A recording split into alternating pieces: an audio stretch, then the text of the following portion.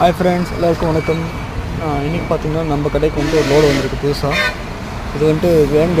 இதுக்கு முன்னாடி ஒரு லோடு வந்திருக்கும். அது இதோட கொஞ்சம் சின்ன மரம். இந்த வாட்டி லோடில் எல்லாமே